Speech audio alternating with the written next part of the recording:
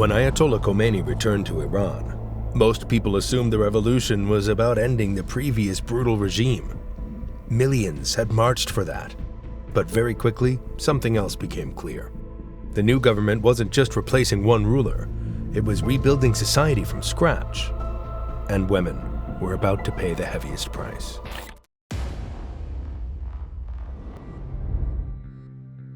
By the late 1970s, Tehran looked much like other modern capital cities around the world. Women wearing jeans walked alongside women wearing headscarves. Both were making their own choice. The changes had started in 1936 when Reza Shah Pahlavi, the father of the last Shah, banned the hijab completely. Police were ordered to remove veils from women in public, often by force.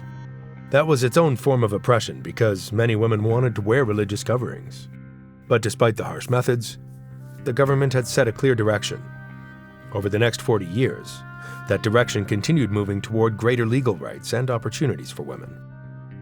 One of the biggest turning points came in 1963 when Shah Mohammad Reza Pahlavi gave women the right to vote as part of a reform program known as the White Revolution. That same year, 6 women won seats in the Majlis, Iran's parliament. In 1967, the family protection law changed divorce and child custody laws in ways that gave women legal rights they had never had before. The law was expanded again in 1975. One of the most important changes was raising the minimum legal age of marriage for girls to 18. By the mid-1970s, women made up about 1/3 of all university students in Iran. Malnaz Afkhami served as Minister of Women's Affairs from 1976 to 1978. Women worked as judges, lawyers, doctors, professors, television presenters, and government officials. Female news anchors appeared regularly on national television. In Iran's cities, educated professional women were not unusual. They were a normal and visible part of everyday public life. But everything that had been built over those decades was about to be dismantled in less than 4 years. Ayatollah Ruhollah Khomeini was born on September 24, 1902, in the small town of Khomein in central Iran. He came from a religious family and spent most of his life studying and teaching Shia Islamic law in the religious city of Qom. His views on women were never a secret.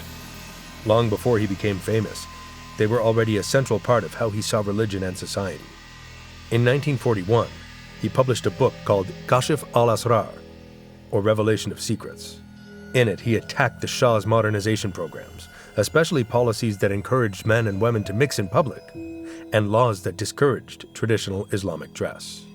Khomeini believed that women entering public and professional life was not progress, but a threat to Islamic values.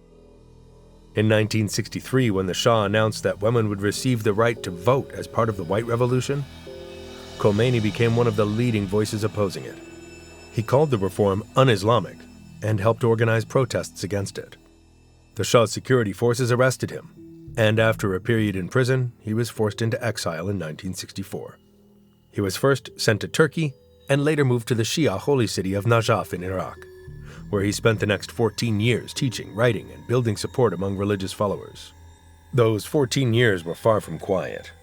During that time, Khomeini developed his most important political idea, known as Velayet-e-Faqih, meaning guardianship of the Islamic trust. The theory argued that the highest political authority in a truly Islamic state should belong to a senior religious scholar who governs according to his interpretation of Islamic law. In 1978, as protests against the Shah spread across Iran, Khomeini left Najaf and moved to a rented house in Neauphle-le-Château, a small village outside Paris. From there, he recorded speeches on cassette tapes that were secretly smuggled into Iran. The recordings were copied millions of times and spread across the country. Khomeini became the voice of the revolution. He spoke about justice, Islamic government, and ending the Shah's authoritarian rule. When Western reporters asked him whether women in an Islamic republic would be forced to wear the hijab, he avoided giving a clear answer. That lack of clarity was part of the plan. On January 16, 1979, Shah Mohammad Reza Pahlavi boarded a plane and left Iran. He would never return. Just over 2 weeks later, on February 1, 1979, Ruhollah Khomeini flew into Tehran from Paris. Millions of people filled the streets to welcome him home. A large number of those people were women. This is the part of the story that many people never hear because it doesn't fit the simple version of events. Iranian women were not just watching the Islamic Revolution happen, they helped make it happen. Women from the Marxist-Leninist Mojahedin-e-Khalq organization, better known as the MEK, religious women who believed an Islamic government would bring justice, and secular middle-class women who hated the Shah's secret police, the Savak, all stood together. They marched in demonstrations, they carried signs, they organized protests. Some even stood in front of tanks during the unrest. Many secular and left-wing women also chose to wear headscarves during the protests. For them, it was a political symbol and a way of rejecting what they saw as the Shah's forced westernization of Iranian society. They wore the veil by choice as an act of resistance. Just 34 days after returning, Khomeini made his first major move against women's freedoms. On March 7, 1979, he announced that women working in government offices would be required to wear the hijab. The timing was deliberate. The announcement came only one day before International Women's Day on March 8th. The next day, thousands of women flooded the streets of Tehran. They marched to places like the Ministry of Justice, the Palace of Justice, and Tehran University. They demanded answers. They wanted to know what had happened to the promises of freedom that had been made during the revolution. Supporters of Khomeini responded with hostility. Women protesters were hit with rocks and eggs. Some were physically attacked. They were called agents of imperialism, enemies of Islam, and traitors to the very revolution they had helped create. What happened after the March protests was not a slow shift toward religious conservatism. It was a rapid and organized effort to strip away women's rights. The new government moved from the top down, changing laws and institutions with remarkable speed because it already knew exactly what kind of society it wanted to build. One of the first targets was the family protection laws of 1967 and 1975. These laws had given women important legal rights in divorce cases, raised the minimum marriage age for girls to 18, and improved a mother's chances of gaining custody of her children. After the revolution, these protections were quickly suspended. By 1979, the minimum legal marriage age for girls had been lowered to 9 lunar years, which is about 8.5 years in the solar calendar used internationally. For boys, the minimum age was set to 15. This decision came directly from Khomeini's interpretation of traditional Islamic law. Women also lost their place in the judiciary. On May 12, 1979, Khomeini declared that judges had to be adult men, which automatically excluded women under his religious interpretation. Around 20 women had been serving as judges under the Shah's government. Almost overnight, they were removed from their positions or reassigned to lower administrative jobs.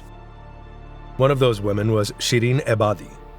She had been a judge since 1969 and had served as president of the Tehran City Court.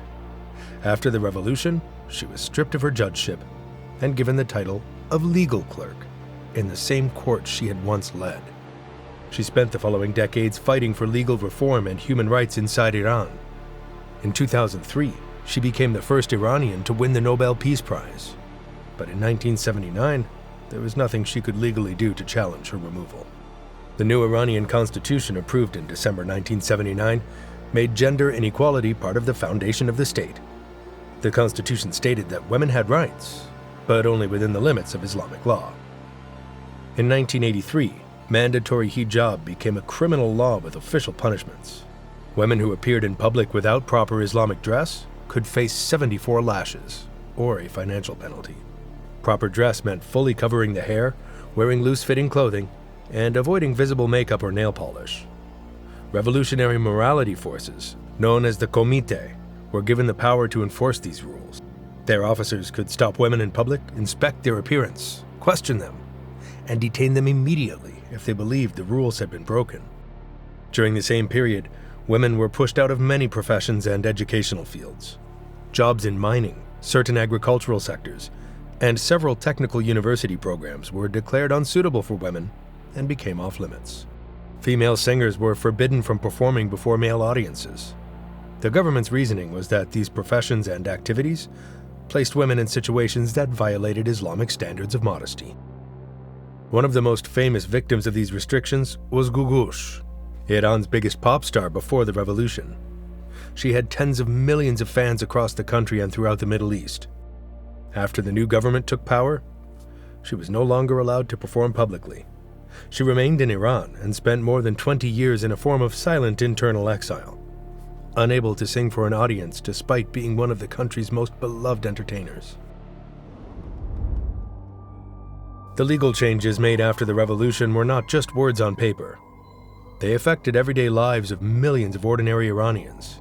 Nowhere was this more obvious than inside the country's courtrooms, where women quickly found themselves treated as second-class citizens under the law.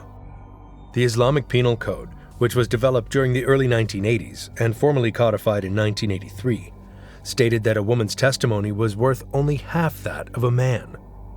In serious criminal cases, the testimony of one woman alone was often not enough to secure a conviction. In many situations, 2 women were needed to equal the testimony of one man. In some cases involving financial disputes or accusations of adultery, a woman's testimony was not accepted at all.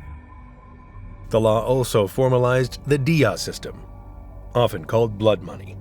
This was financial compensation paid to the family of a victim after a death or serious injury.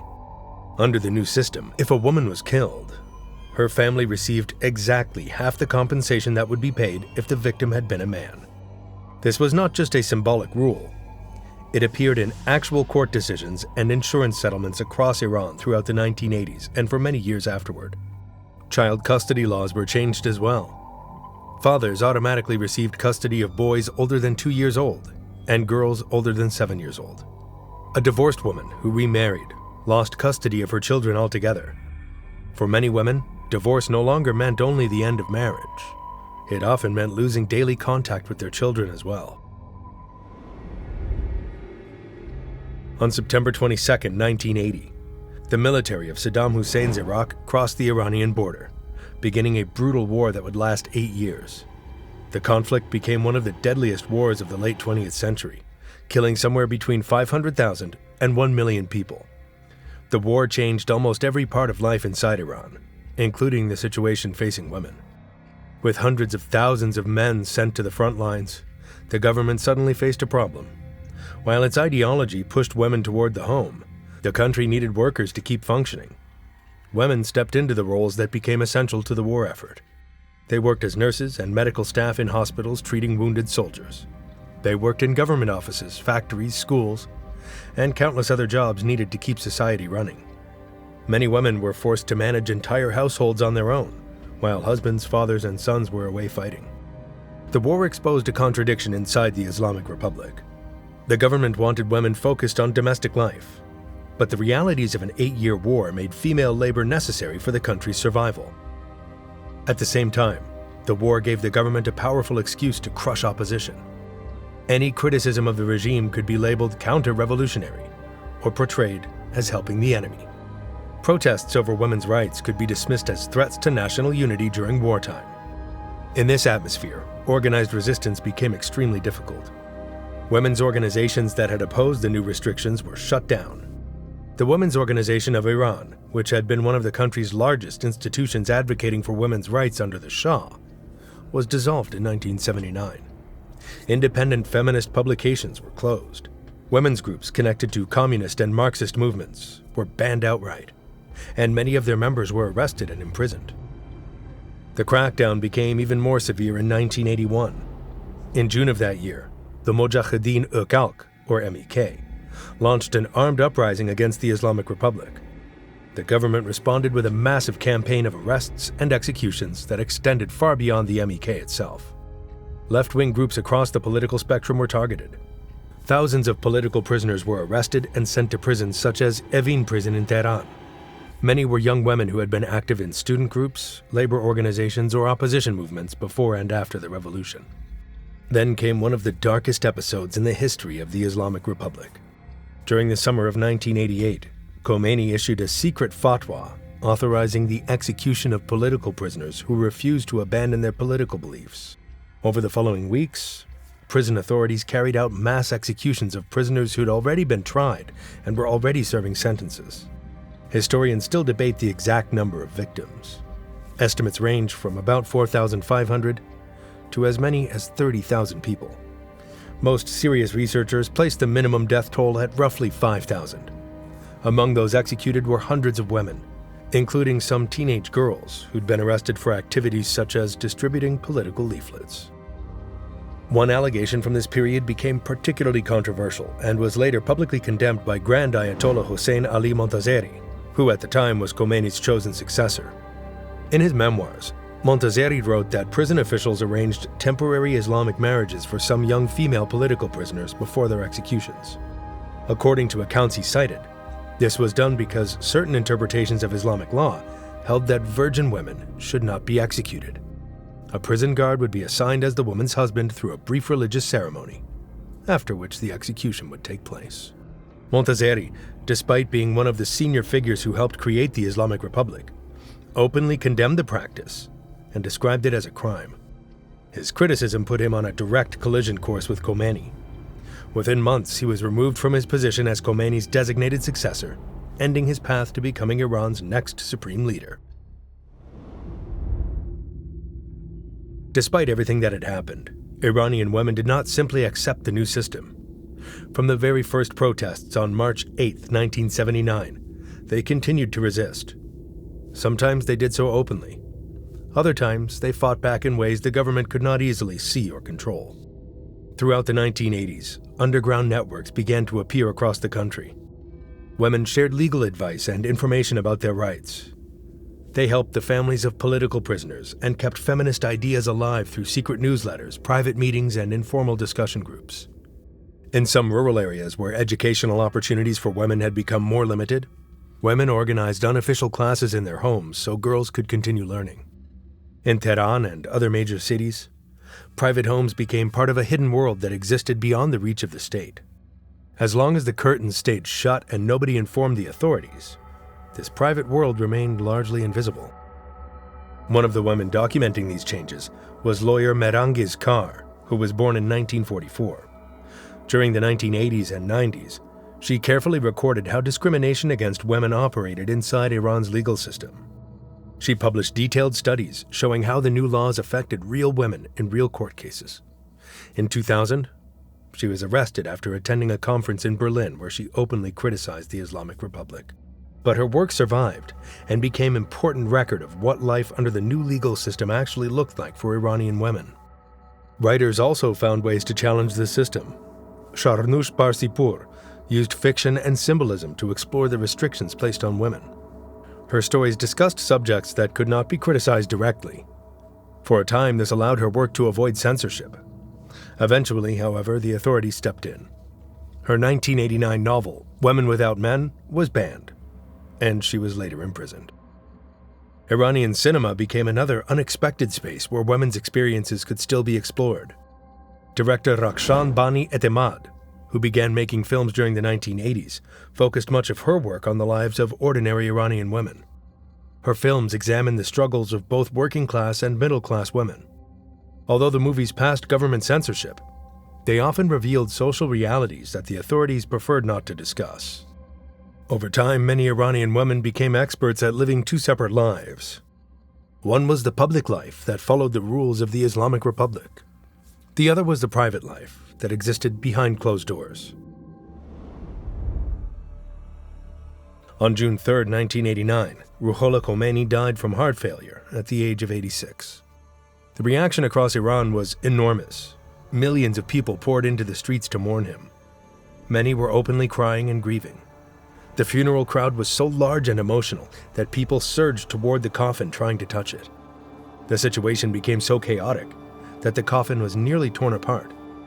Eventually, Khomeini's body had to be transported to the burial site by helicopter.